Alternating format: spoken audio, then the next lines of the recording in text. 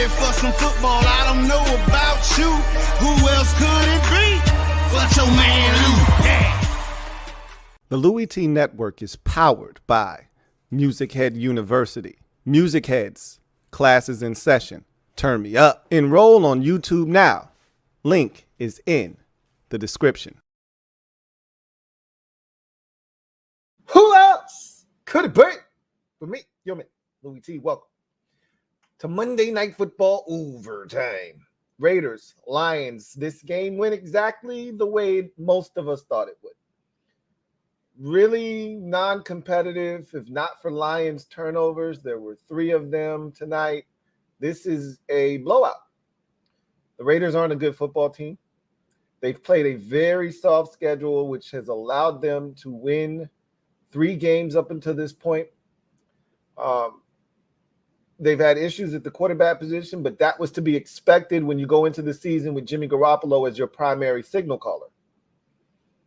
You know he's not going to stay healthy for an entire 17-game slate, and the Raiders didn't really do anything behind him to ensure that there wouldn't be trouble should Jimmy Garoppolo go down. So everything that's happened to the Raiders to this point has been pretty much predictable, and tonight's game was pretty much predictable. Defensively, they were going to hang in there. They'll run it a little bit with Josh Jacobs, but ultimately, the Lions are the better team. Usually, the Lions don't hurt themselves. We've seen that the Lions aren't quite the team that some hope they'd be at this point. Now, their record is 6-2, and they've had some big wins to this point of the season. Obviously, the very first game of the season, they go to Arrowhead and win. They made a statement. They've been a really solid team up until the last couple of weeks, really. Really sloppy performances each of the last 2 weeks, including tonight with the win. But you're 6-2. And right now you have the second best record in the NFC behind the 7-1 Philadelphia Eagles as you head into your bye week. So you're feeling damn good if you're a Lions fan, and this season has been everything that you hoped it'd be and then some. But I've always said this, and I'm going to continue to say this, and I said this on a podcast. Every time I'm ready to start saying to myself, Jared Goff, do you respect him yet? And I look in that bag, and every time I'm ready to reach into that respect bag, Jared Goff does something that makes me go, not yet. Not yet. Sorry, not yet. That pick 63 tonight, perfect example of why I don't F with Jared Goff. Because much like Jimmy Garoppolo, you saw 2 quarterbacks tonight with 2 left feet.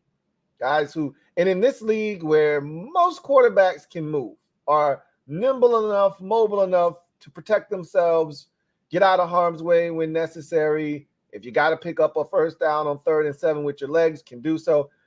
There are probably 6 to 7 quarterbacks max in the league that can't run, that aren't capable of running really at all. You saw 2 of them in the same game. That is very rare in the NFL these days. Most quarterbacks are able to extend plays with their legs, run if they have to. These are 2 guys that really can't.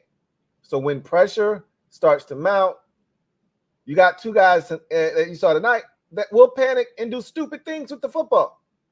Both of them showing exactly why, for better lack of a term, they are middling rather to mediocre quarterbacks. At least that's how they're viewed.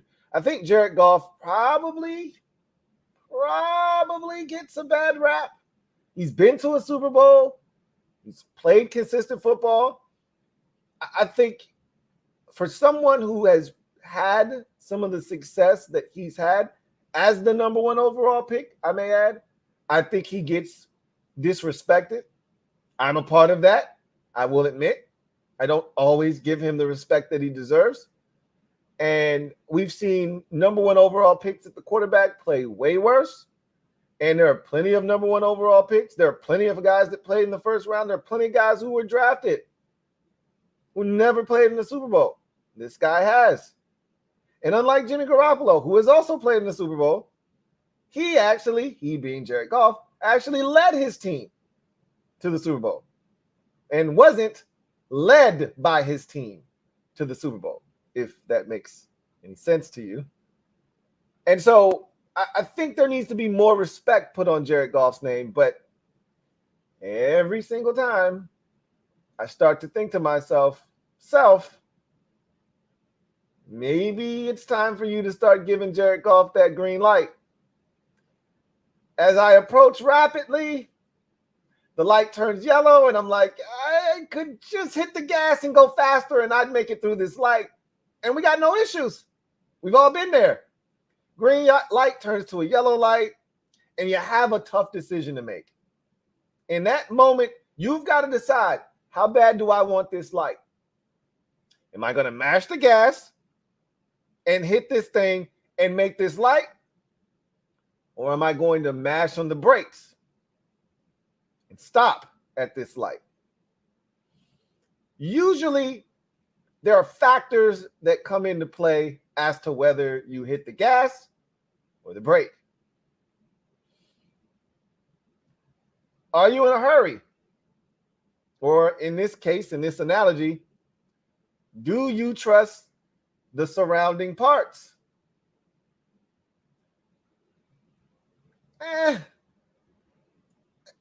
Are the Lions in a hurry?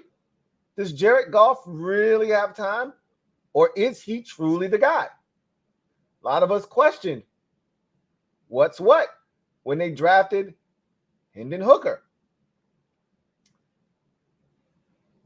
Nothing is giving me the indication that they're moving on from him. However, nothing is giving me the indication that he's the guy long term either. It's kind of ambiguous right now. Another factor usually is, are there any police around? This could be deemed running a red light. And I don't need that kind of energy in my life. Really don't need a ticket. So, you look around. Are the Lions being threatened in their division right now? Some would say yes. There's the line. There are the Vikings at 4-4. After the Kirk Cousins injury, though, are they really a threat? Nah. No cops around. And then the next thing you have to ask yourself is, which one makes the most sense? And this is the one that I usually go with out of the three options. Not really too concerned about police being around, even though you can get a ticket for that, but not really too concerned. Usually I'm pretty much in a good spot. I feel good. You look up, make sure there are no traffic cameras. Know where you are at all times, okay? Those can get you in trouble too. Nothing worse than opening your mail and there's a $50 traffic ticket in there for you because you ran through a red light at a traffic cam. Don't do that. I think those get up to about 100 too at times. It just depends on where you are. But generally, what I use to evaluate, is this a light that I can go? Is how much energy is it going to take? If I'm already going at a nice rate of speed, does it make sense to mash on the gas? Am I going to have to go through a lot of stopping? Am I going to have to put a lot of stress on my brakes to stop at this light? Is this light that important? Or should I just keep going? I look at this Lions team, and is Jared Goff moving at the same rate of speed or even faster than the rest of this team? Or is he going to hold them back? I often ask myself that question. And when they play better competition, I always look at Jared Goff, and I always feel like he's going to be the reason they don't win this game. Had they lost tonight, we'd be looking at Jared Goff, because the game that they lost previous to last week, their first loss, their only loss of the season previous to last week, was against the Seattle Seahawks, a game in which Jared Goff threw a bad pick six. Sound familiar? threw a bad pick six tonight in a game that they thoroughly dominated that should not have ever been close. Instead of them going up 19-7 or even, 23-7, it was 16-14. And who knows what could have happened. Now they went on a nice drive, and this was the Jamir Gibbs show. We'll talk more about him tonight, and I love that guy. You guys know how I feel about Jamir Gibbs. Know how I felt about him as a first-round pick. A lot of people thought, this is crazy. How could you take a first-round running back? I told you he's Alvin Kamara 2.0, or essentially Alvin Kamara with wheels. Alvin Kamara isn't even that fast in his sleep.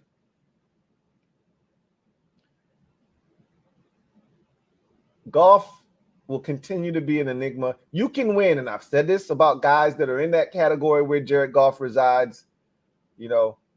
He's right in that cluster with, again, Kirk Cousins and Derek Carr, and depending on what week and what game we just watched, Dak Prescott.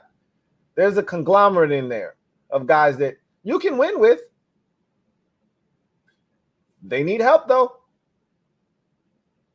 They need help, but they can take you where you want to go. This Lions team is good enough. They're well coached. They play hard. They got playmakers. Still think they could use some more explosive plays. They got some guys for that. Now it's just about integrating Williams as he's back and finding ways to get him involved. Khalif Raymond is an explosive player.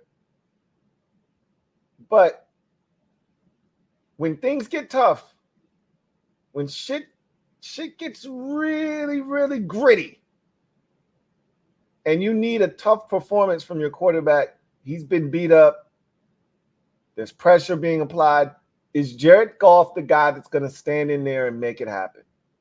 Or is he going to do one of those things like he did tonight? He didn't play well last week against the pressure against Baltimore. I'm just saying they got it done tonight. But if there's a reason that they don't get it done ultimately, I think it's going to be traced back to 16. And I think they know that. I think that's part of the reason they drafted Hendon Hooker. We'll see. But tonight was really more about Hendon Hooker. Less about a referendum on Jared Goff, more about just reassuring everyone that, hey, we had a hell of a 2023 draft. And every time we see these guys live, they remind us of that. We didn't hear a ton from Jack Campbell tonight, but he's been around this season. He's made his impact felt. This was about Laporta, who's been ridiculous all season long, really since the first game of the season. And Jamir Gibbs, same deal. He had a little stretch there where he got banged up a little bit, missed a game or two, but he's been outstanding for the most part this season as well. Scored his first touchdown last week. And as they mentioned on the telecast, he was probably the lone bright spot in an ass thrashing last week at the hands of the Ravens. He followed that up with a virtuoso performance tonight where he had like 180 yards of total offense. He caught it through the air. He ran it on the ground, had the big explosive touchdown run that really put this game out of reach. The Raiders were right there hanging in, and it was his touchdown run that pretty much put the Raiders out of their misery in this game. This thing was 19-14. It was right there for the taking. Then he rips off the run. That was pretty much all she wrote. And it was God bless and good night from that point on. And all they had to really do then was just secure the lead. Continue, I think, matter of fact, might have been 16-14, and he might have made it 23-14 with that run. That put him up 9, essentially. But it's amazing. Like, they've made all the right moves, and as a fan of a team that's going through a similar process that the Lions went through when they turned over their organization, new GM, new head coach, et cetera, I just want to do it right. They did it right. And when you do it right, it expedites the process. Brad Holmes came over. the first thing he did was he looked at their best commodity and said, what can we do to maximize this commodity? Because we can't do anything with it here. By the time we're ready to win, Matthew Stafford, as you can see, how he's playing now and how his body's beginning to fail him, he won't be of any use to us. So instead of letting him rot away in Detroit, give him an opportunity to go somewhere and win. That's what they did. He won a Super Bowl. Good for Matthew Stafford. You know who else won in that trade? The Detroit Lions. You see what they're doing with that draft capital and all the things that they got from that deal, including Jared Goff. I just hope my team gets it right like they got it right.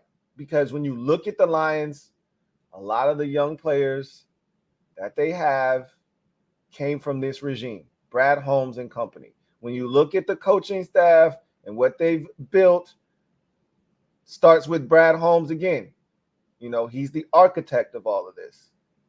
Hiring Dan Campbell and figuring out, like, hey, who's going to be the right man to lead this team into the future? Campbell is aggressive.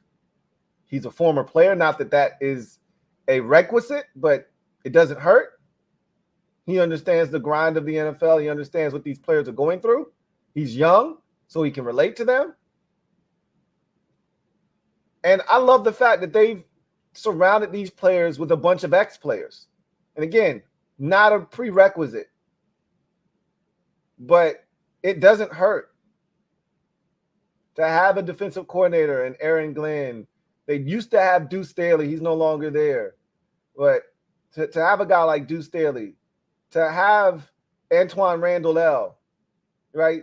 To have all of these ex-players. I think Mark Brunell's on that staff as well, if I'm not mistaken. Like, it doesn't hurt to have guys that played these positions, coach these players at those positions, that have energy, that get it. To have a young coordinator in Ben Johnson that you're probably going to lose here this offseason, which is why I don't want a coach that's not an offensive-minded guy, because I don't want to have to go through the headache of having to replace an offensive coordinator. They've been actually fortunate that he hasn't left them yet. But when you look at what the Lions have built with Aiden Hutchinson and Aleem McNeil, who, if you remember back in the 2021 draft, I think he was selected in. It might have been 2022, but I feel like it was a 21 draft. And I remember Howie Roseman, and we give Howie a lot of praise, but clearly everybody in that war room for the Eagles wanted Aleem McNeil. And Howie traded back like 3 spots and was so excited about what he had just done. And then he selected some player, and I don't remember who it was. And that guy might actually be really good for the Eagles right now, as far as we know. I just don't remember who it was. But I remember he went around and he was trying to high-five guys, and nobody was really feeling him. And the one guy, he was so excited to high-five, looked at him like, bro, you just blew it. The guy we wanted, the Lions, just took him. And I was like, what? I got us a good player, man. Give me some 5. Don't leave me hanging. And the guy gave him a reluctant 5. And how he was looking like a douche at the time. The reason those guys in that war room were pissed off is because this was the guy they wanted, Aleem McNeil. And you saw him play really well tonight, and he's been playing really well this season. Obviously, Sam Laporta, who they drafted this year, Jack Campbell, who they drafted in the first round, along with Jamir Gibbs. It's a hell of a draft class in itself, just those 3 players right there, right? And some of the other guys that they've been able to get, I love what they've done in free agency. You saw Sutton play well tonight. They revamped that secondary. It was really one of the sore spots of the football team last year. Even though he's going to miss games, and I've talked about this in the past with David Montgomery, when you sign up for David Montgomery, you're going to miss 4 to 6 weeks at some point with an ankle or a knee or a hamstring. That's just what you're signing up for. But when he does play, hyper effective. We've seen that already. Drafting Amon-Ra St. Brown. You know, there's so many things that they've done well thus far. And I still think, you know, the Williams kid from Alabama is going to prove to be really good for them. You know, but he's got to stay on the field, one, you know, and two, he's got to, when he gets his opportunities, he's got to take advantage of them. But they've built a really good nucleus. The offensive line is a really good group. And even tonight, they had to shuffle things on the interior from guard to guard, look different than what we're accustomed to seeing it look like. No issues. I don't know if Goff was really harassed tonight. And they ran the football really effectively. You wouldn't have been able to tell if you didn't know, if they didn't tell us. There were some funny lookings. I knew right away. I saw some unfamiliar numbers. They go through the lineup. They show me some names. I'm like, okay, I have no idea who these two guys are at the guard positions. Never heard of them. Knew the center. Knew the replacement center. I'm like, okay, he's a familiar face. He's a familiar name. He's not the guy that should be there, but I know who he is. Hell, I even knew who Dan Skipper was when he came in the game. But the young fellas that they had in there, guy making his fourth career start, the other guy making his first career start, they didn't miss a beat. That's called depth. That also comes from good scouting, good drafting, finding an undrafted gem here or there. They're just a well-built team, well-coached team, and their philosophy travels. They run the football. They stop the run, or at least that's their aim week in, week out. And they force you to come up and play the run because they're aggressive with it. And the moment you do, we go play action fake behind you, and we make you pay. And again, they're not one of those teams that generally goes looking for the home run. Their play action fake is set up to get chunks, 25 and 27. That's what they're looking to do. They're not necessarily looking for the 63-yard home run strike. That's where Williams comes into play, though. That's where a guy like Williams comes into play. But Amon-Ra St. Brown and Reynolds and all of those guys, they'll hurt you in that intermediate range. Josh Reynolds and Amon-Ra St. Brown, you look up, they just got you for a 26-yard gain. That's a fourth of the field. Okay? That's a pretty big deal. Just think about it this way. If you take a touchback and you start your drive at the 25-yard line, and the first play that you execute from the 25-yard line is a 26-yard gain, you're in plus territory. You're in the other team's territory with one snap. That's what the Lions do. They get those kind of plays. That's like the Rams offense. Rams offense rarely is looking to go all the way over the top, but they are going to eat you alive in that intermediate game. Same with the 49ers a lot of times. They're not really looking to go over the top per se. You get caught napping, sure, they'll take that opportunity. But for the most part, they're just looking to get that huge chunk. Cut the field in half, put them in a position to have you on your heels. Now you're trying to figure out, do I need to come up? Do I need to get depth? And then that's when they start running the ball again. They got a great formula. And they do it well. And they did it well tonight. Sans for the turnovers. And they were very sloppy with the handles tonight. But they knew who they were playing to, and they could get by. They could get away with mistakes and still win and win comfortably, and that's what they did. But they got to clean that shit up. They were sloppy with the handles last week against Baltimore. They're an aggressive team, and I love that about this group because they're aggressive by nature. Their head coach is aggressive. You know, I know he probably – I would love to know if he regrets saying the whole biting off kneecaps thing. You know, I wonder if he could go back and do it again, would he do that? Because like he said, he's walking through the city and people are like, hey, bite some kneecaps. And I know Lions fans are probably tired of hearing that shit. I know I had a couple of Lions fans on last year, content creators on my channel when we were playing the Lions. And one of the things that I said to him was, you know, I made mention of the biting the kneecaps line. And they were like, there it is. We knew it was coming. They probably tired of hearing about it too, you know, because they're more than that. And he's more than that. Dan Campbell is more than that line. But I just told you he's just an aggressive dude by nature. I told you the quote that I love that he said a few weeks back when he was like, hey, if y'all hunting the Lions, you don't have to look far for us. You know, just open your front door. We'll be on your porch when you open the front door. Like, you don't have to look for us. We come looking for you. And that's the aggressive mindset that they play with. They're a physical team. They don't shy away from being physical. As you heard tonight, they run it the most of any team in the red zone. And I love that about them. But they also have the most turnovers in the red zone in the NFL, which is not good. But at the end of the day,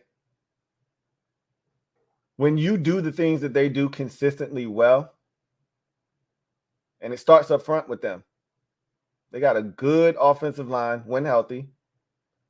They got a really solid defensive front led by Aiden Hutchinson.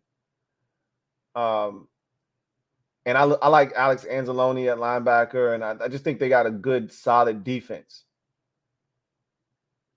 When you do the things that they do well, you give yourself a chance. They take the ball away. They know what to do with those takeaways a lot of times.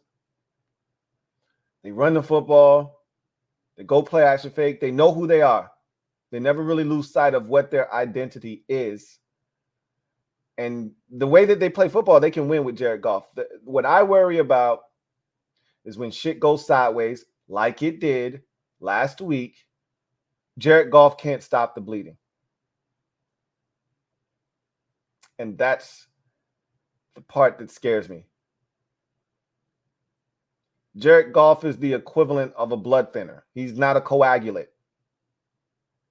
And so you start bleeding, that shit ain't going to stop with Jared Goff.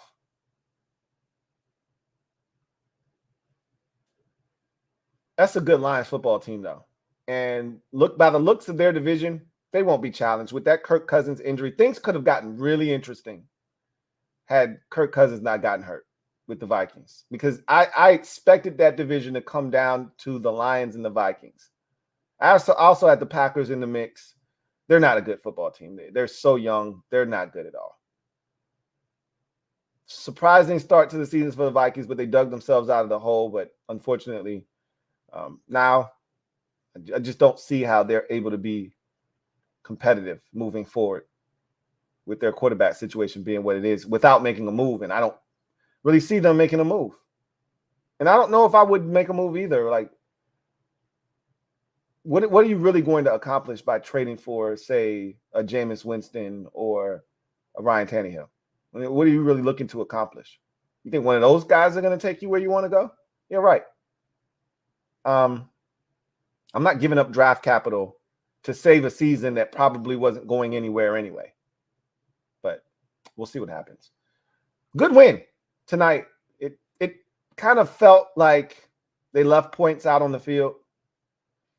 But doesn't matter. You know, just win. You're going into your bye week. They're probably tired. They're happy to be 6-2 heading into that bye. They took care of business after an ugly loss. You love the fact that you had one more game prior to the bye instead of last week being the game that sent you into the bye because it was an ugly loss. You want to get that taste out of your mouth. You did that. You head into your bye with good feelings, warm and fuzzies, and you come back rejuvenated and you look to make a run as we approach Thanksgiving. So really good to see Jamir Gibbs get off if you're a Lions fan, because you're going to need that kid. Because no matter what happens with David Montgomery, one thing's for sure, he's going to miss time as he's doing right now. But even when he's healthy, you're going to need Jamir Gibbs's production, whether it's throwing it to him out of the backfield or handing it to him. He offers you an element that David Montgomery just doesn't, and that's explosiveness. Every time Gibbs touches the football, he's a big play waiting to happen. He can go the distance every single time. And that just doesn't exist with David Montgomery. So the more this kid gets acclimated and the more they trust him touching the football, I think tonight was a good night for him in terms of them seeing, and they knew this when they drafted him. You don't draft a guy in the first round that's a third down back. that a guy that can only, handle third down responsibilities. That's not how this league works. They drafted Jamir Gibbs in the first round, 12th overall, because they knew this kid could do it all. And as I mentioned, he's Alvin Kamara 2.0. And Alvin Kamara can do it all. He can run it. You give it to Alvin Kamara 24 times if you need to. Still throw it to him another 6 or 7 times. He can handle that workload. Now, you don't have to do that every week, and you don't want to do that every week. But if you need to, like we saw tonight with Jamir Gibbs, he probably had every bit of 30 touches tonight. You can do that. And he has no problem handling that workload. He's more physical than people think. We know how fast he can be, so he can get out on the edge. He can make guys miss. He's a lot of fun to watch. Anyway, if you're a Raiders fan, my buddy's a Raiders fan. And he's already talking to me about Phoenix Suns basketball. He's done with the Raiders already. And it's just you're going to feel like this every year because your management sucks. Like, there's no light at the end of the tunnel if you're a Raiders fan. Your GM sucks. Your head coach is even worse. And because of that, there's no real optimism for what the future could be in Vegas. And I feel bad for Raiders fans. I really do, because the minute they hired Josh McDaniels, like, even the GM, and I've never bothered to even learn his name. I just know he came from New England. I never bothered to know his name because he's going to fail. He's going to fail. And the minute I saw what he was doing, loading up the roster full of expatriates, then going out and getting Josh McDaniels, and just everything that he's done reeks of, hey, we want to be the Patriots. And every guy that tries to take the template from New England and duplicate it fail miserably. The only guy that came close to being semi-successful was Brian Flores. Only guy that even came remotely close. Everybody else failed miserably in trying to duplicate the blueprint from the New England Patriots. Hell, even Belichick's having a hard time figuring that shit out without Tom Brady. It's hard when you don't have one of those guys running the show. But this roster it's a weird roster, especially defensively. If Marcus Peters is your best corner, you probably aren't good at the cornerback position at this point of his career. And he had to pick 6 tonight. But he's not the player he once was. I love Max Crosby. Somebody told me Max Crosby was overrated, and then you see him flying around like he did tonight, and I'm just like, whatever, dude. Like, I don't have that time nor energy to argue with people about stuff that we all know to be truths. And Max Crosby being a beast is one of those things. He's just high energy guy, gets after the quarterback, attacks the run game with vigor and ferociousness, just like he does the quarterback. And he impacts the game in a multitude of ways, as we saw tonight. They tried a jet sweep. He mopped it for 6-yard loss. They tried to run away from him on the backside. They didn't block him, and he comes screaming off the edge with no care in the world about a bootleg coming out on the backside of that thing, and ragdolls the running back down for what looked like a loss. I think he might have got back to the line of scrimmage. They have some good players. Obviously, Crosby on the defensive side, Devante Adams on the offensive side. I like Jacoby Myers a lot, personally. I think Michael Mayer is going to be a good tight end. So they have some stuff. Josh Jacobs is still a damn good running back in this league. I'd like to see him be freed this offseason. Go somewhere where his skill set would be, better appreciated. Like, I really would love to see a guy like Josh Jacobs in Baltimore. And I know they got J.K. Dobbins. I'm just so over J.K. Dobbins. injury situation. I just love to see them get them a real grade A back with Lamar to pair him with and really transform that backfield. But we'll see what happens, you know, and where he ends up this offseason, if not back in Vegas. But they don't have any direction. Jimmy Garoppolo, every week he's out, it seems like, or we're talking about his health. Then he does something stupid, like he's running, you know, for a first down on a 3rd and 7 in the first quarter, I may add. And he decides this is the guy that's been out of the last couple of weeks with a back injury. He even had to go to the hospital after one of these games. And then he throws himself back first into a defender as he comes up short for a 3rd and 7 dive at the sticks. Bro, what are you doing? Just like the Raiders organization, he's directionless. He has no clue what he's doing. And then if Jimmy gets hurt, what are you going to do? You going to put Billy Ho in the game? Old Patriots legend, Billy Ho? Like that's going to win you something? It's got to be tough being a Raiders fan. Because, hell, the guy you drafted in the first round, the Texas Tech guy, who didn't see this coming, by the way. What has he done this season? Has he even sniffed a quarterback this season? Like, not even gotten a sack. Like, just been around when Max Crosby gets the sack. Was he even around to just get a sniff? I don't even remember his name. I remember thinking this guy is not a first-round pick, if you ask me. And I knew he was dealing with some kind of injury, and maybe he's still dealing with the remnants of that, and that's why he's not playing well this season or whatever.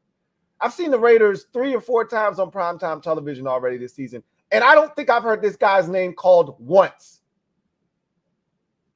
I still can't tell you what his name is. I don't even remember what his name is. That's kind of where the Raiders are as an organization. We'll see what happens. I just don't have any faith that they're going to make the right decisions ever. Ever.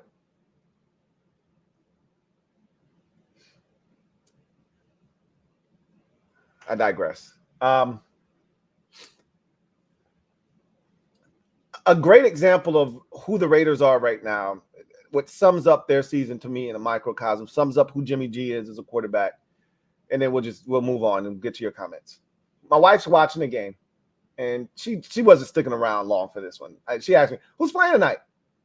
I said, Lions and Raiders. She already knew the Lions were playing. She said, Lions and who? I said, Raiders. She said, Raiders or Ravens? I said, Raiders. She said, oh, okay. No, yeah, I'm not sticking around for that. That's what that okay meant. Oh, okay. I'm not sticking around long for that. And as we're watching the first possession of the game, she says, Jimmy G's going to throw a pick. I look back at her like, what? And, you know, I'm streaming the game. I'm watching it on YouTube TV. So I'm always like slightly behind. So I'm like, maybe she's looking at the ESPN app and he just threw a pick or something. So I look back at her like, what? She's like, he's going to throw a pick. And that's the play he ran, and he came up short. And I was like, what is she talking about? So she gets up, she goes to the kitchen. Goff and company turned it over. And the Raiders have great field position. They're already in the red zone, if I'm not mistaken. And on like the second play of that possession, sudden change of possession, they got great field position. He throws a pick into like double coverage, and it's an easy pick. Like, what are you doing, bro? And my wife says, see, I told you. And she goes upstairs. She's like, good night. And I'm like, but that's the Raiders. That's Jimmy G. Anyway, I digress. Let's get to the comment section, see what you guys have to say before we get out of here. Mike Jink, thank you for the super chat. Greatly appreciate you. Thank you for being a member of the MOBB. Who writes, Louie, Mike, how'd you enjoy your stay at FedEx Field? There were a lot of you guys there, man. I've seen videos. I've seen still shots. Y'all came out in full force and literally took over the stadium. It looked like an Eagles home game. It was embarrassing. That said, he says, good game, my guy. Sam is a headache. I already tried to warn you guys. This is what you're going to have to deal with for many years to come. As long as we don't F it up, next regime comes in here and understands what we have and decides to build around it, he's going to be a problem for many, many more years to come. So's your guy, though. And I know I got to deal with him already. You're giving him the extension. He's not going away. But I just want to be able to compete. I just want to be able to say, hey, I got one of them too. And you got to deal with us too, just like we got to deal with you. And we're well on our way. We just need better coaching. We need a real GM and better coaching, and we'll be on our way. Easier said than done. Let's hope we get this thing right the first time. Big game for y'all this week. Smack City. Thank you for the super chat. Greatly appreciate you. Thank you for being a member of the MOBB Rights. Went 13-3 this week. Feels good. Feels good. Yeah, this was an easy week. You know, I think I went 11-5. This was supposed to be a week that you went 12-4. I think 12-4, 13-3. It should have been the norm this week. I went out of my way to try to be special. It worked for me in certain instances and not others. Like I predicted that Carolina would get their first win. But then I kind of, erased that by picking Pittsburgh over Jacksonville. And then I think I had one more that was a bit – and then I picked Green Bay. That was the two that I regretted after the fact. But I don't really regret Pittsburgh as much as Green Bay. Like, I'm done with them, by the way. Like, I'm over – I said this was their last chance. I'm done with them. They stink. And right when I do that, that's when they're going to win. But I don't care. I'm not picking them anymore. Tizzy Bang. Thank you for being a member of the MOBB for 25 months. Tizzy Bang writes, I know you're going to say no, but how about Chase and Sweat for Adams? Yeah, you're right. I'm going to say no. That doesn't make any sense. Receiver isn't our problem. You're talking like we don't have any receivers on our team and we desperately need a number one. We have plenty of options. We're not even getting the ball to the ones that we already have. Why would we want to go get another guy that wants the ball and is already in a situation where he's not getting it enough? That absolutely makes zero sense. So, no. And you already knew that when you asked.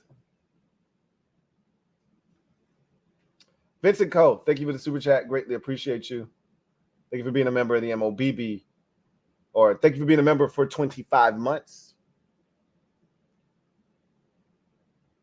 Who writes, you mentioned nobody wants Leonard Williams. Welp, I was shocked what you guys gave up to get him. I did not think anybody was going to give up what you gave up to get Leonard Williams. He's been awful this year. Okay, awful. The real crown jewel of that defensive line group in New York is Dexter Lawrence. Leonard Williams was literally a bystander. He was a passenger. I honestly don't think Leonard Williams, he might have been okay last year, I guess. He was good 2 years ago, though. Really good 2 years ago. I haven't been impressed with Leonard Williams at all, And so maybe something that I don't. Maybe Seattle is the perfect destination for him. He'll fit right in like hand in glove, and he's exactly what you guys need. And maybe a change of scenery for him is exactly what he needs. Sort of back out on that West Coast. I think he's from that area. He went to USC. Maybe that's what he needs. And maybe he'll turn right back into what he once was. But as far as I'm concerned, you overspent for an overhyped player. A 2 and a 5 for Leonard Williams? What? That makes me look at my guys and say, 3 is off. The deal's off for a 3. If Leonard Williams is fetching the Giants a 2 and a 5, Montez Sweat or Chase Young better fetch me exactly the same thing or not better. A 3? When this guy got a 2 and a 5? Granted, he has a much better history than Chase Young or Montez Sweat. because he's actually had double-digit sacks in his career, unlike either one of those guys. But if we're talking Montez Sweat, he's been way more consistent than Leonard Williams has. And he's having a much better season this year than Leonard Williams is currently having. Again, different position. I'm aware. And I've already laid out all of the different things and factors that you have to take into consideration. But I'm not going to lie. I don't really know what this does for you. But Seattle has always been one to take a calculated risk when they felt the risk was necessary. The Jamal Adams risk hasn't quite panned out. When he's really healthy, he's been good, but how often has that been? Anyways, good luck with Leonard Williams. I got no ill will towards him. He just hasn't played all that well. We'll see how it works out for you. A little rich for my blood, though. I won't lie. Kyle Williams. Thank you for the super, or Kyle Williams. Kyle, thank you for the super chat. Greatly appreciate you. My guy Kyle writes, Kirk out. Do we trade for QB or roll with Jaren Hall? I don't think you're going to do anything. Like, I heard from Adam Schefter tonight, and he said, you know, it doesn't really seem like the Vikings are all that moved to do anything. You know what? I kind of, because this, you know what this felt like, really? This felt like sort of a rebuild year for the Vikings. Didn't it, though? I mean, you moved on from a ton of veterans. This was really an all new cast of characters that you were rolling out this year. You really didn't know what this team was going to be. You get off to the slow start because of the turnovers. You dig yourself up out of a hole that you dug yourself in early in the season. And you were just fortunate to be back at 500. But this season wasn't going to end in a Super Bowl or anything even remotely close, I don't think. You'd be lucky to make it to the playoffs. That said, the NFC is wide open in terms of wild card. You probably would have placed yourself right in that mix. You're still right there where you would like to be, but I mean, what are you going to do? Who are you going to trade for? I've already laid out probably your two best options, Jameis Winston and Ryan Tannehill. Those are probably your two best options. Two veterans that probably won't see the light of day with young quarterbacks in front of them. In the case of Jameis Winston, he's got a veteran in front of him. But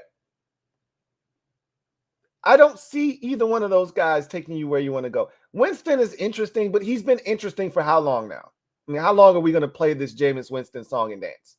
Being interested in Jameis Winston. I think we kind of know what he is at this point. Not kind of. We know what he is at this point. You know, what are you going to do? Trade for Marcus Mariota? Like, there's not really an option that's going to change your fortunes. Kirk Cousins is a legitimate NFL starter with the capability of, as we've seen this year, putting a team on his back. I know that sounds crazy. Kirk Cousins team on his back. What? See last week against the 49ers on Monday Night Football. Anyway, I don't think you do anything, and I don't think you should. Why give away draft capital? It's almost like sending your picks away into a bottomless pit. For what? I remember when the Vikings, I thought you did something stupid in a similar situation. It's a little bit different, not quite the same, but it's a similar situation. Teddy Bridgewater snaps his knee in half in 17 maybe? Carson Wentz's rookie season. So what was that? 16? Had to be 16 then. Because Wentz, I think, was number 2 overall. Goff was number 1. So Wentz was supposed to sit. Bradford was supposed to be their starter. Chase Daniel was supposed to be the backup. And Wentz was supposed to be third string in 2016. Teddy Bridgewater snaps his knee in half towards the end of training camp. Vikings panic. Thought they had a Super Bowl kind of team. They go out, they trade for Sam Bradford, give away a first-round pick. Why? Why? Obviously, Bradford comes in, their season doesn't go to hell in a handbasket, but they don't do anything of note. And you just gave away a first-round pick. For what? What's really going to become of your season if you trade for a quarterback? I don't know about you, but I like my 4th-round pick. Somebody is giving away a guy for a 6th-rounder.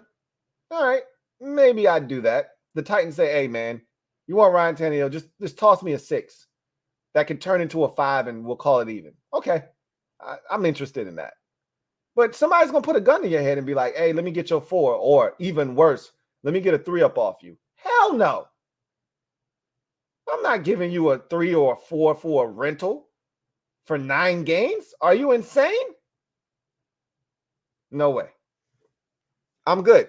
I'll just ride with my 5th-round pick, Jaren Hall, or I'll just ride with Nick Mullins when he comes off of IR, or, whomever else I got. There was probably another bum that they talked about that was on your practice squad. I'll just roll with one of these dudes. Personally, I like Jaren Hall. Y'all know how I feel about the BYU product. I'd like to see what he could do. Didn't look good. I'm not gonna lie to you. Didn't look good against Green Bay, but that was his first career, action in the NFL. Give him a week to prepare and let's see what he can do. Mike Jink, thank you for the super chat. Greatly appreciate you. Double up. Who writes, Milton Williams was the guy we took instead of Aline. And Milton Williams has been good.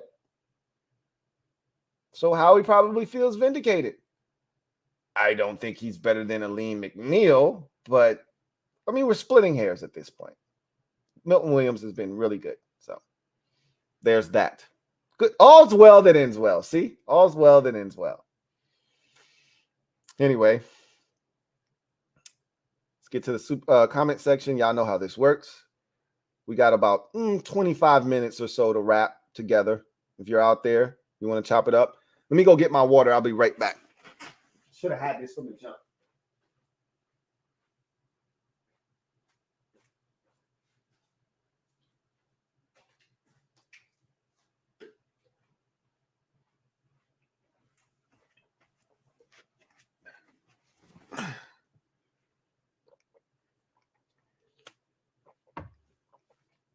All right, let's get to the comment section. You know what it is. If you want your comment read, use the hashtag LouieTLive. And we'll get to as many of these as we can in the time we have allotted. Niners fan writes, Crosby is everywhere and always making plays. He always delivers when they need him. I miss that from Bosa. You do realize Nick Bosa has one of the highest double team rates in the NFL. Not making any excuses for him. But when you do what he did last year and has done throughout his career, teams take notice. He's the first guy when they're playing the 49ers that they circle on defense and they say, we got to make sure that he doesn't wreck us. And so it's your defensive coordinator's job. And one of the things that you used to do under DeMeco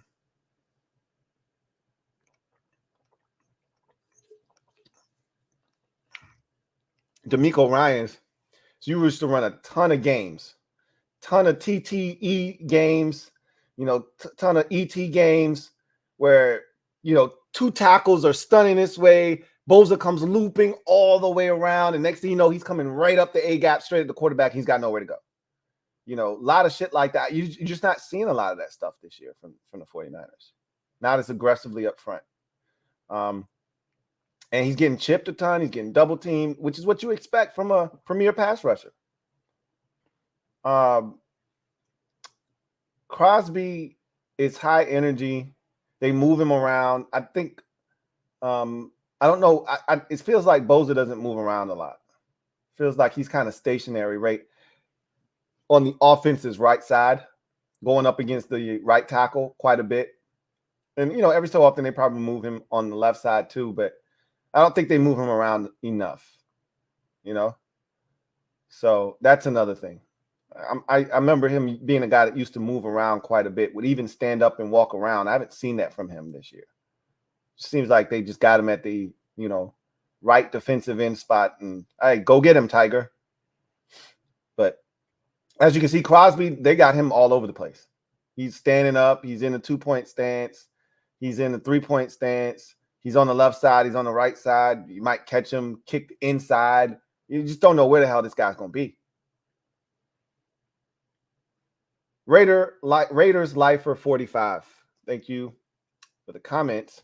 I actually want to hear from Raiders fans tonight because I think it is a tough spot to be in if you're a Raiders fan. And, you know, it's a prideful fan base, you know, and let's see what you have to say. A few weeks ago, Adams said he was unhappy if we won, but he didn't get any catches. He's a cancer and never shows up when we need him, like that third down drop. He's selfish. His selfish ass can go.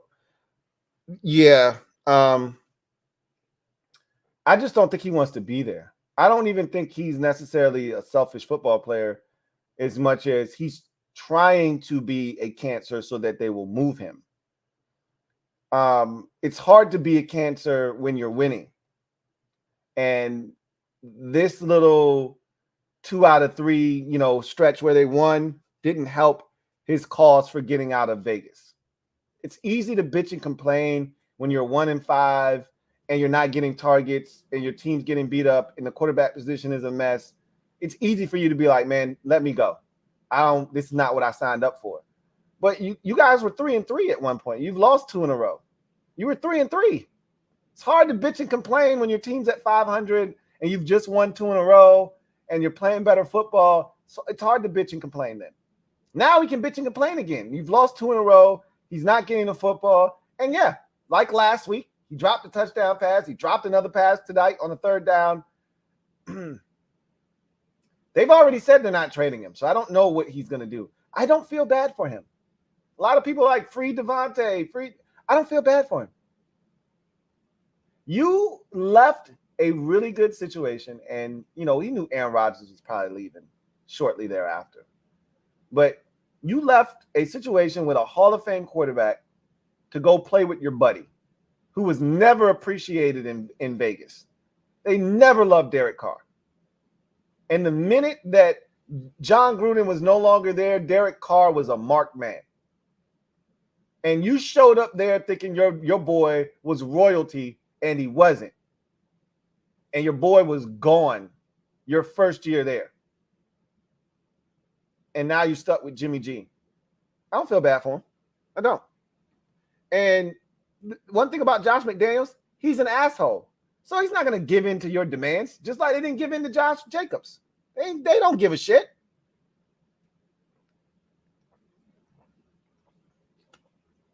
We paid you this money. Shut up and play ball. He's stuck. And I don't feel bad for him. And you're stuck with him. And he's a damn good player. But I think mentally he's not in a good space right now. He's not in a good headspace. And when you don't feel good, you don't play good, generally.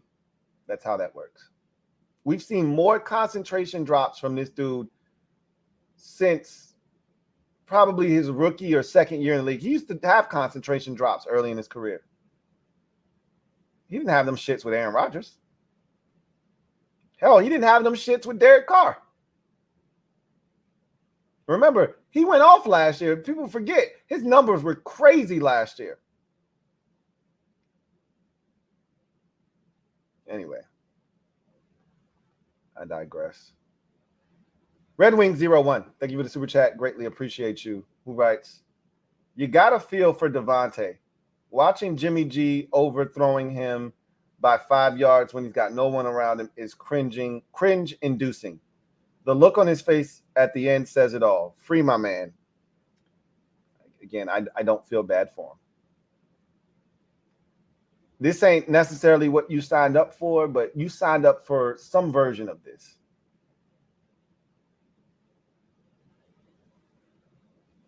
Just being honest.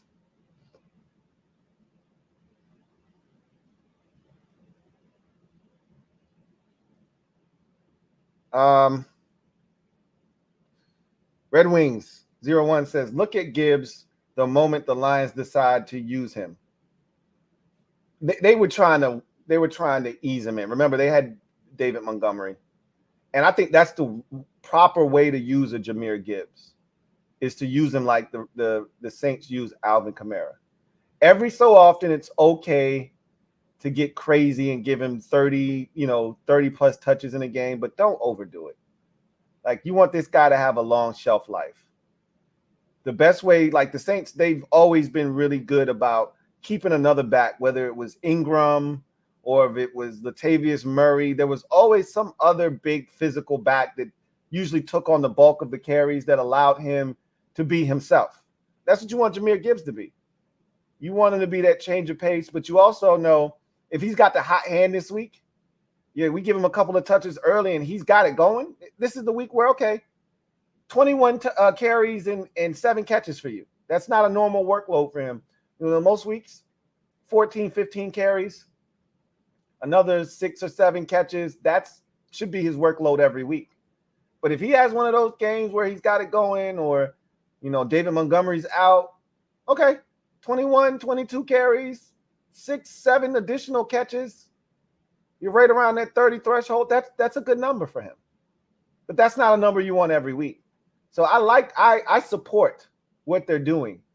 But they did it out of necessity with no David Montgomery, and I think he's on IR, if I'm not mistaken, and he's going to miss at least 2 more games, I think, or maybe IR is just 4 weeks because they have a bye now.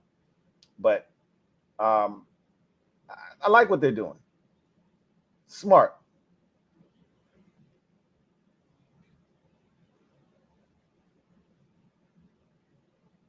Red Wing 01, thank you for the super chat. Greatly appreciate you. Who writes, I'm sure we'll have a lot to say about Levis on the podcast. He was nothing short of divisive coming out. I was personally in the believer camp, but it's one game. Still, he won the job. Yeah, it's one game. I'm not going to overreact. We've seen plenty of guys come out and absolutely whip that bitch around the field in their first career start. Robert Griffin III is a prime example of that.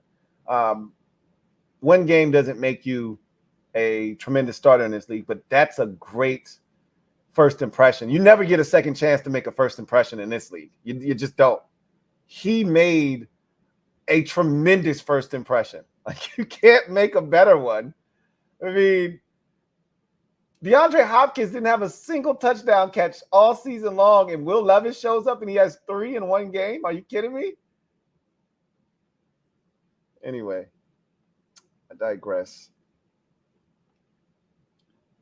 Spence Collis, thank you for the super chat. Greatly appreciate you. Thank you for being a member of the MOBB, who writes, Adams could be our AGB. With Hal just saying. No. That's not what we need. What we need is better offensive line play, which we got on Sunday, and we need that to continue. And we still need to upgrade that tackle position. Terry McLaurin can be what we need him to be. We've seen Terry do the things that number ones do in this league. Like, we got what we need at receiver. Jahan is a great compliment, and sometimes he can take the wheel and drive, like he did yesterday.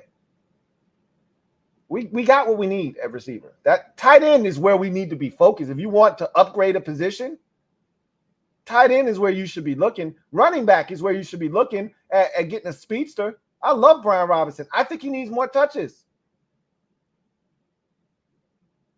But you know what'd be great is to get a guy with home run ability.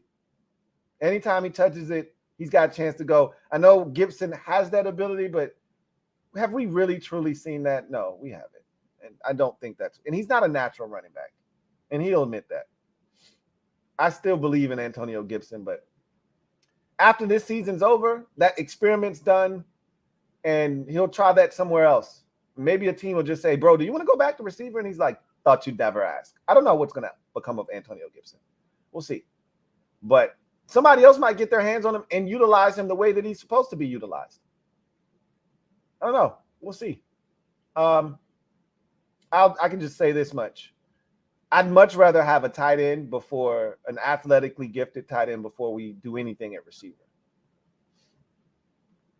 John Cedillo, thank you for the super chat. Greatly appreciate you. Thank you for being a member of the MOBB, who writes, Sup, Lou? Sup, John?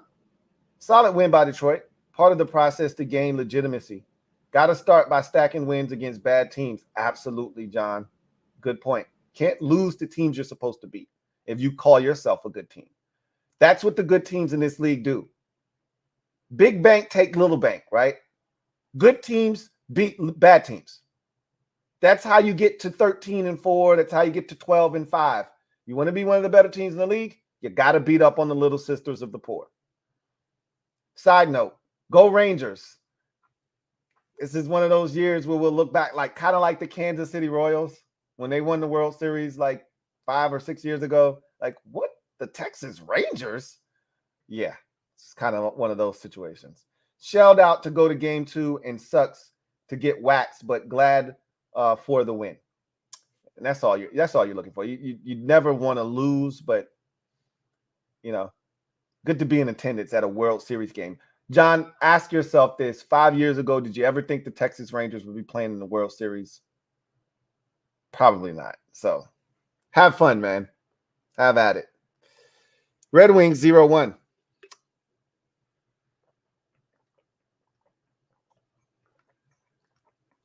Thank you for the super chat. Greatly appreciate you. Thanks for being a member of the MOBB, who writes, I will say, going from one Hall of Fame quarterback to another is poetic justice. He dug his own grave, but his talent is wasted on this team. Facts. He was spoiled with Aaron Rodgers. You know, he was spoiled with Aaron Rodgers. That's the only quarterback he's ever known in his career was Aaron Rodgers. So to be in the presence of greatness like he was for as long as he was, to build the kind of career he did in Green Bay, and to then decide, and I get it, you know, Green Bay wasn't looking to really pay him and not what he thought he deserved, and he knew his time was coming to an end in Green Bay, and he didn't want to be a part of a rebuild in Green Bay. But the place you choose to go is Vegas? Of all the options he had, and I don't know if anybody else was willing to pay him the money that Vegas ultimately, you know, paid him.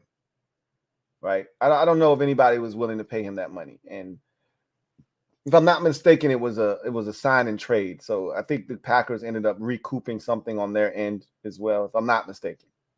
But of all the places, and I don't know, I'm assuming he didn't have a choice. Now that I think about it, pretty sure he told them where he wanted to go, though. And he could have said, I'm not signing an extension with this team if you trade me to them. And that team would have said, well, I don't want him.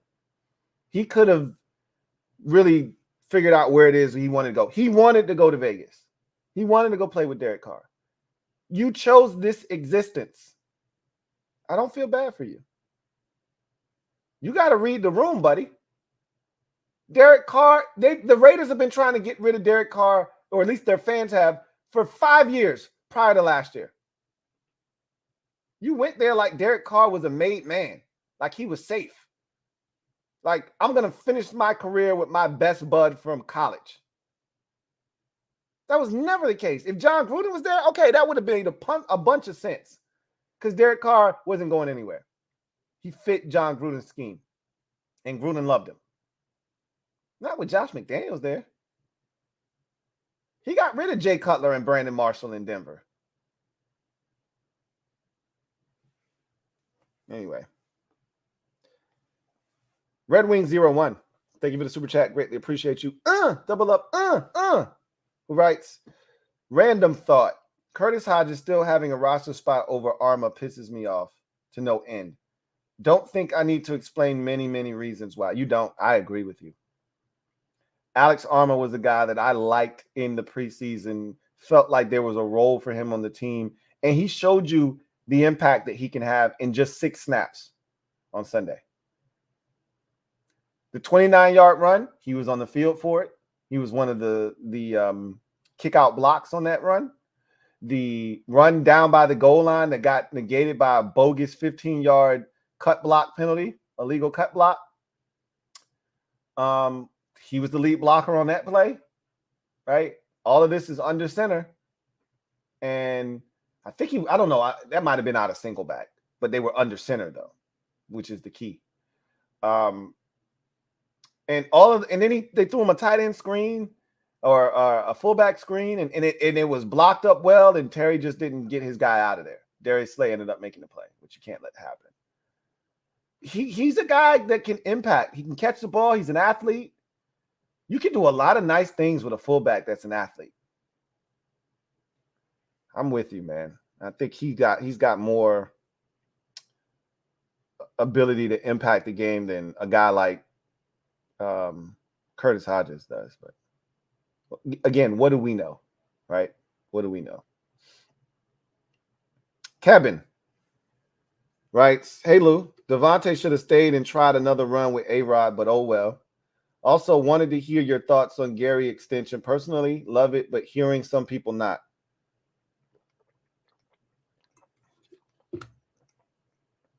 I think Rashawn Gary might have been the guy that I was most wrong about in a draft over the last maybe 3 or 4 years. I thought he was going to stink, and I had a lot of Michigan people co-signing on that, so I felt even more confident that he wasn't going to be very good. And I was wrong. He's a damn good football player, and I thought it was a good extension when he's healthy and he's right.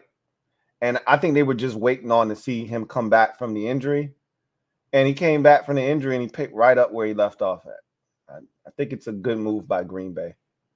So I like him. I like him.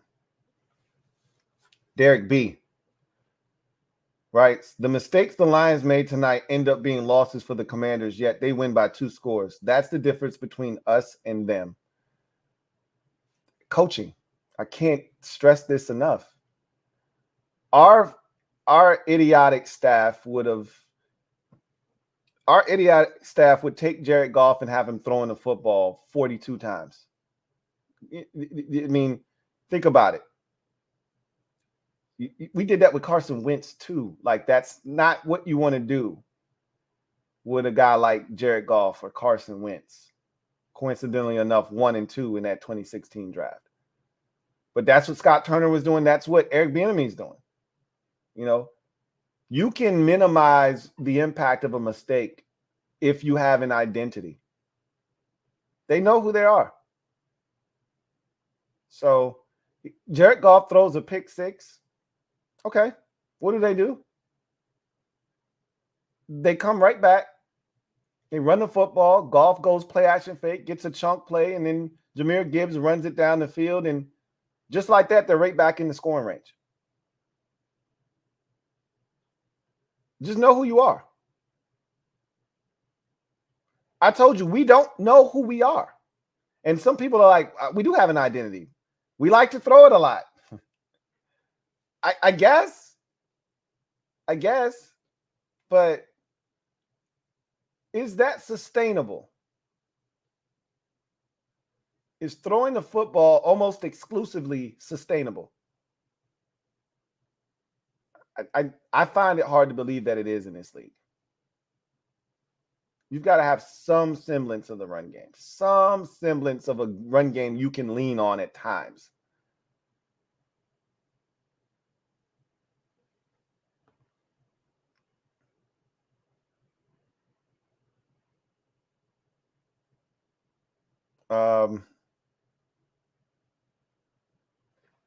Derek B. Lions unis and helmets. Are you kidding me? Those helmets were fire. Now, the uniforms, they leave a lot to be desired. I don't love those uniforms. But that helmet?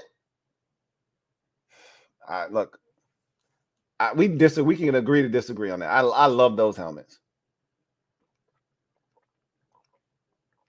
I don't love the Greyhound look with the uniforms, though. I could pass on that. And I think that watered down the look of the helmet to me personally. You get a better uniform, and I think you might have been feeling the helmets, but maybe not. Maybe that whole ensemble for you just didn't move you at all, and that's fine.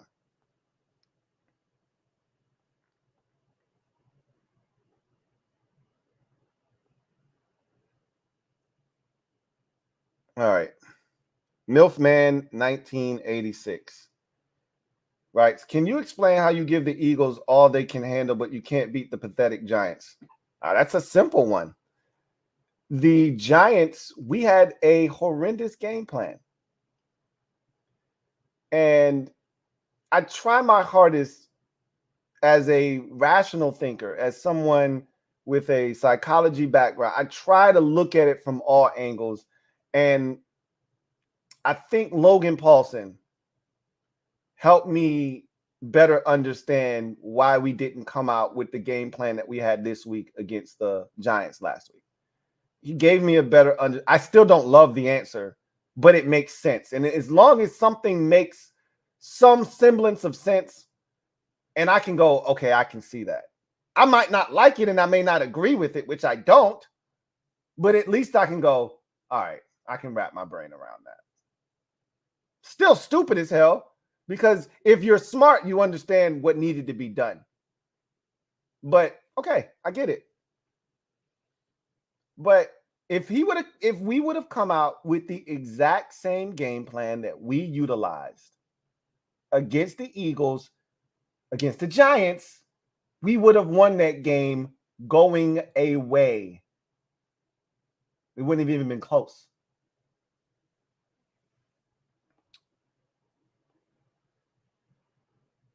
King Hendricks writes, 14, we got one. Hashtag HTTC. Yes, we do. Yes, we do.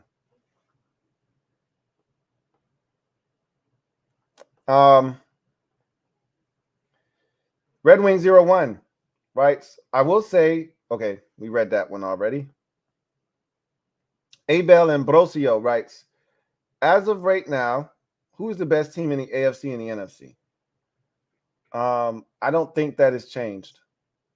I know the Chiefs lost. I haven't watched that game yet, but I know Patrick Mahomes was under the weather. That's family business. They struggled with the Broncos 2 weeks previous on a Thursday night and barely got away then. And they always play Mahomes tough. It's family business. They got. It happens. I still think the Chiefs are the best team in the AFC right now. And we know the Eagles are the best team in the NFC right now.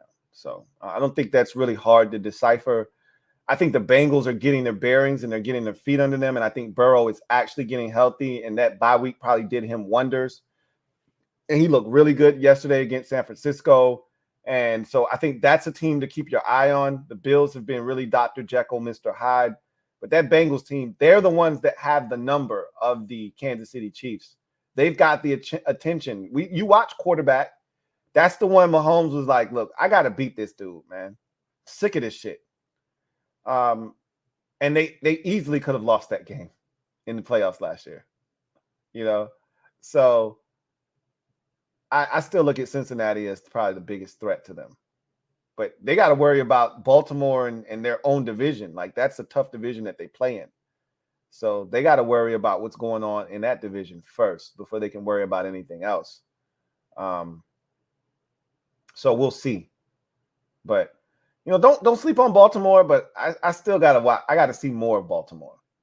I haven't watched that game against Arizona. I want to see Baltimore some more before I start thinking about them in that light. But I still think it's Kansas City in the AFC, but they've got some competition, obviously. Baltimore is right there with them.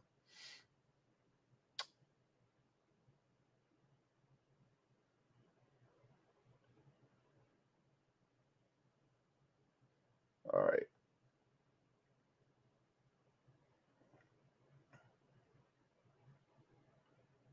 Sports Talker 69 says, who could the Vikings go get?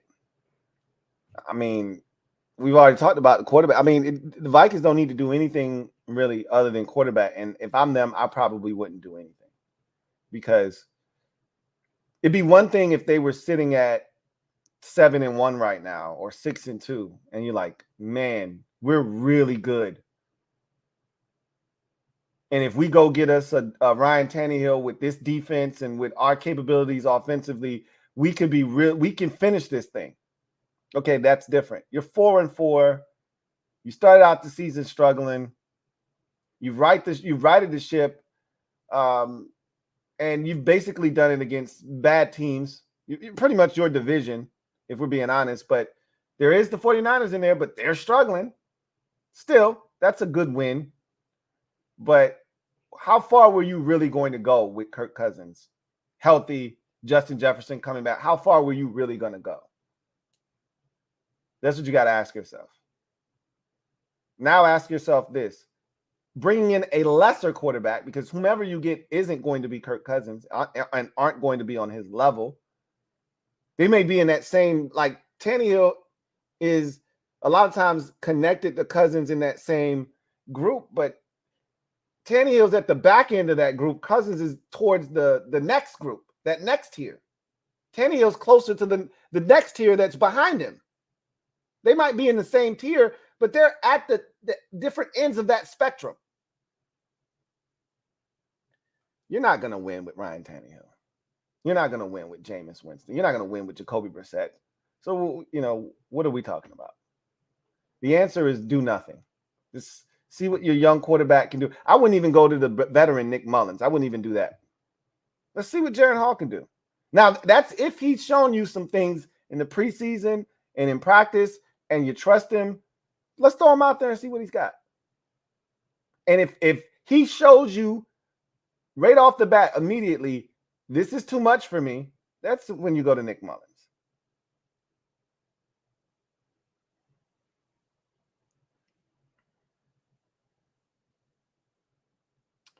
All right, so that was the last comment. That's going to do it for me, your man Louie T, here on Monday Night Football Overtime. Lions get the win 26-14 over the Las Vegas Raiders.